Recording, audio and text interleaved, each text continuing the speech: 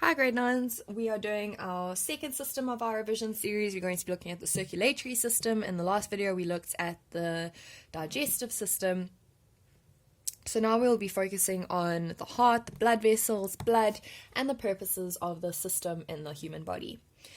Alright, so the circulatory system is responsible for transporting oxygen and carbon dioxide around the body as well as nutrients, but it's also responsible for now not only supplying or providing the body with things that it needs, but also helping to keep the body clean and working properly by removing waste products. So waste is also transported away from the cells towards the excretory organs, which we know to be the lungs, the skin, and the kidneys. And so it is very vital in both providing and removing. Okay. Now, the main structures that consist or that make up the circulatory system is blood, the heart, and blood vessels. Now when we have a look at blood consists of four main components. It consists of red blood cells, white blood cells, blood platelets, and blood plasma. So blood plasma makes up the majority of the blood. It carries the dissolved nutrients, waste products, gases such as carbon dioxide and oxygen. Oh, sorry, not oxygen, just carbon dioxide. And it has a lot of water. It's very water-based, and as we can see from this little diagram here, the plasma is all this white stuff in between. So it's the fluid that carries absolutely everything. Okay, red blood cells are responsible for carrying carbon dioxide as well as some is responsible for carrying oxygen as well as some carbon dioxide.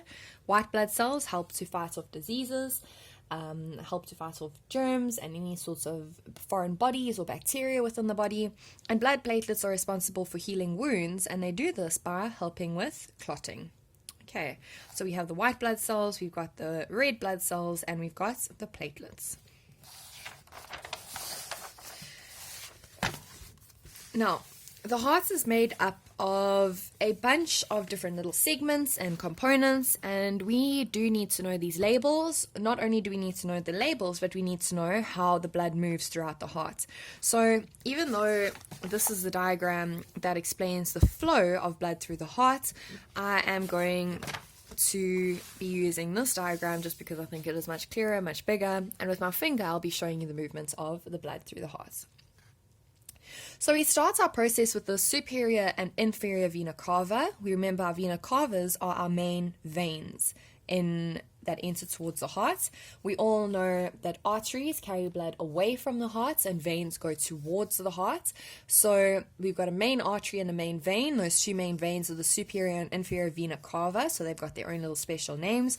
And the main artery that we speak about is the aorta. And we remember the aorta, it's a tube, it's got the O in it, aorta.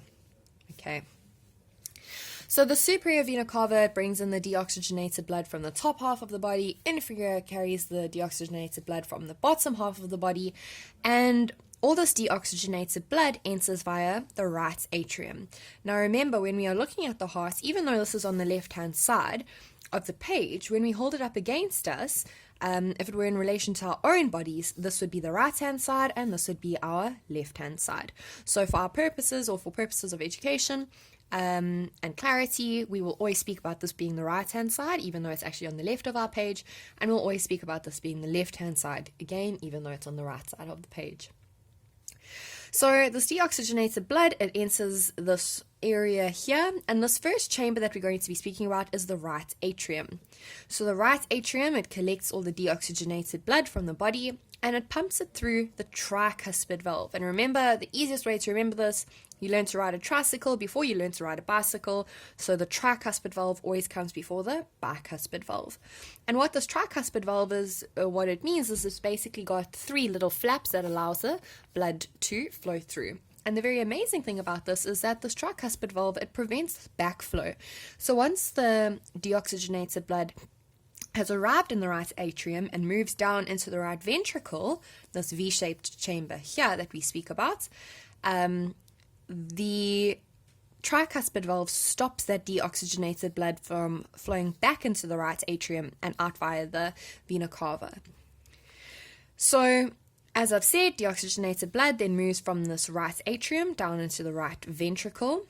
And from there, as we can see by this very muscular section here, the ventricles are a lot more pumping.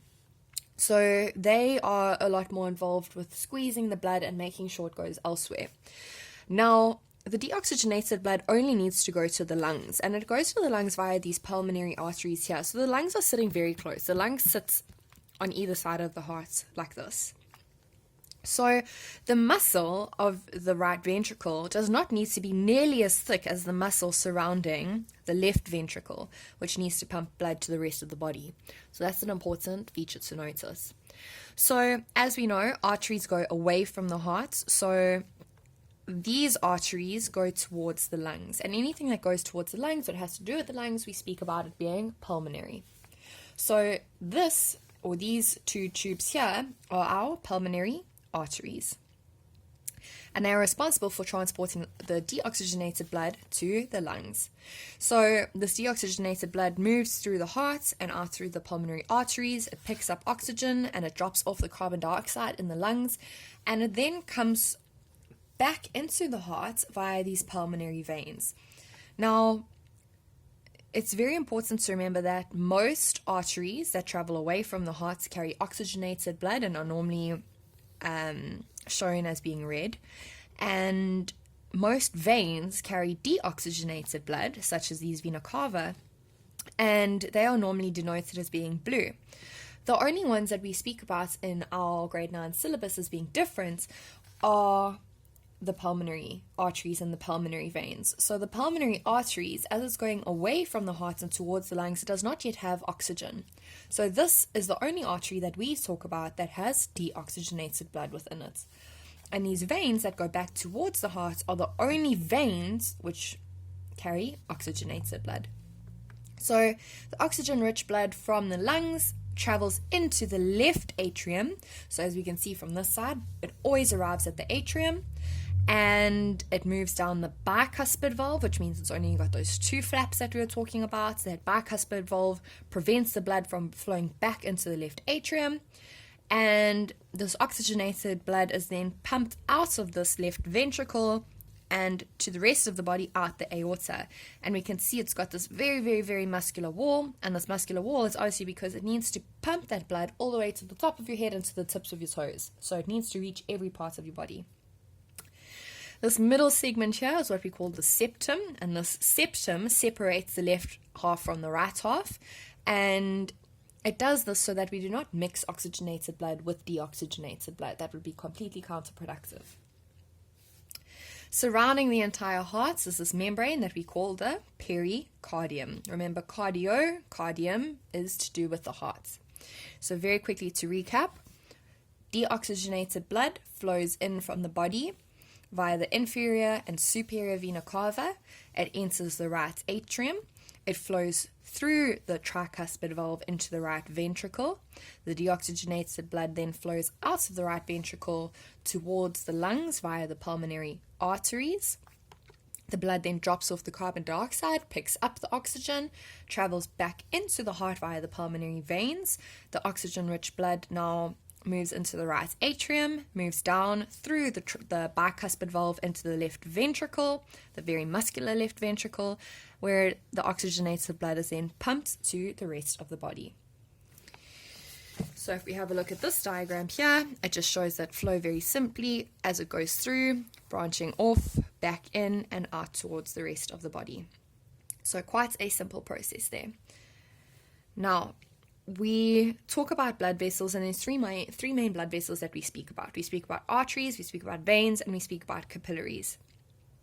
Now, arteries carry blood away from the heart, A for away, and it says here, all arteries except for the pulmonary arteries carry oxygenated blood. And here, all veins except the pulmonary veins carry deoxygenated blood. And veins carry blood towards the heart, so they need to go back up towards the heart. Now, our blood vessel system is actually a big loop, so there's no dead ends. And where these little loops occur are what we call capillaries. Capillaries are very, very thin. They've got very, very thin walls, and they allow the movements of nutrients and oxygen and waste products and carbon dioxide and all these things to move between the blood and the cells in the body. So the way I like to think of it is that if there were a train driving along the train track, the arteries and the veins would be the train tracks, and the capillaries would be the stations where everything hops on and hops off. and that's where we get the delivery of our nutrients and the removal of our waste products and all that sort of thing. So capillaries, we will see they've got this mixture of of oxygenated and deoxygenated blood, as these are the stations of the points where that swap occurs, that swap between oxygen and carbon dioxide occurs. Okay, so arteries, they carry oxygenated blood, veins carry deoxygenated blood, capillaries will carry both, and this is where the diffusion occurs, and it's that loop at the end of the train station. Okay. Now, as always, we finish off the system by looking at the health issues associated with that particular system. So we're going to be looking at high blood pressure, strokes, and heart attacks. Now, high blood pressure or hypertension is where the pressure of the blood vessels or the arteries is raised. So this means that instead of having nice, wide, thick tubes to move through, for some reason, it's very difficult for the blood to move through the arteries. So the body is unable to deliver oxygen to the different parts of the body properly. This could be due to numerous reasons. It could be due to fat deposits. It could be due to the consistency of the blood. It could be due to blood clotting, mild blood clotting. So all these things basically cause the heart to have to work a lot harder to get the blood to where it's supposed to be. And this can then lead to many other different types of damages, such as a heart attack, the stroke, or organ damage, for example, kidney failure. So looking at the stroke and the heart attack, the difference between these two, they both result from this high blood pressure. But the difference between the two is the heart obviously has to do with the heart attack has to do with the heart, and the stroke has to do with the brain. And we get a couple of different types of strokes, but what you really need to remember is that a stroke is where there's not enough blood going towards the brain, or a blood vessel in the brain has burst. So this could be because of high blood pressure or other causes, but what this does is it causes damage to the brain, either because the brain actually has damage from this burst blood vessel, or because the brain is not receiving enough oxygen. And because of this, a person who suffers a stroke may lose the ability to speak, may have memory problems, and different parts of the body may become paralyzed. If we remember, our brain consists of two hemispheres. So if there's damage to the one part of the hemisphere, but the other half of the hemisphere is not damaged, then only the parts of the body controlled by this hemisphere will be affected. So that's why we often see when people have strokes that one side of their face may be more relaxed than the other side of their face. They may have limited movements in one of their arms or one of their hands compared to one of their other arms or their other hands. Okay. And the final condition we'll be looking at is a heart attack. So most heart attacks are caused by a blockage in one of the arteries that supply blood to the heart muscle.